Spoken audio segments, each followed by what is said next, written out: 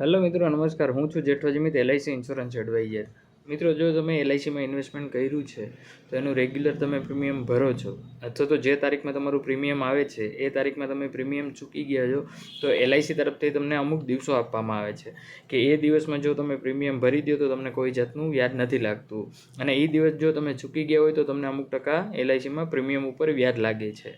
અને એ પછી જો તમે પ્રીમિયમ ભરો છો, તમને વ્યાજ પણ લાગે છે. તો જ્યારે તમે રિન્યુઅલ પ્રીમિયમ ભરો છો ને, તો રિન્યુઅલ પ્રીમિયમને આગળ એક રિવાઇવલ લખાઈને આવી જાય છે. એનો મતલબ એ થાય કે તમારી પોલિસી બંધ થઈ ગઈ હતી. જ્યારે પણ તમારી પ્રીમિયમની ડેટ હોય એ તારીખની અંદર તમે પ્રીમિયમ ભરી શકો છો, અને એ ચૂકી ગયા તો તમને એલઆઈસી અમુક દિવસો આપે છે કે જેની અંદર તમને વ્યાજ નથી લાગતું, પણ તમે પ્રીમિયમ ભરી શકો છો. જો એની અંદર તમે પ્રીમિયમ ભરી લ્યો ને, તો તમને ખાલી રિન્યુઅલ પ્રીમિયમ જ લખાઈને આવે છે, તો એ પોલિસી તમારી બંધ ન ગણાય. એ જે એલઆઈસી તરફથી જે તમને ટાઈમ આપવામાં આવે છે ને કે એટલા દિવસની અંદર તમારે પ્રીમિયમ ભરી લેવાનું છે, અને એ સમયગાળામાં જો કોઈ દુર્ઘટના થઈ હોય ને તો ક્લેમ પાસ થઈ જાય છે.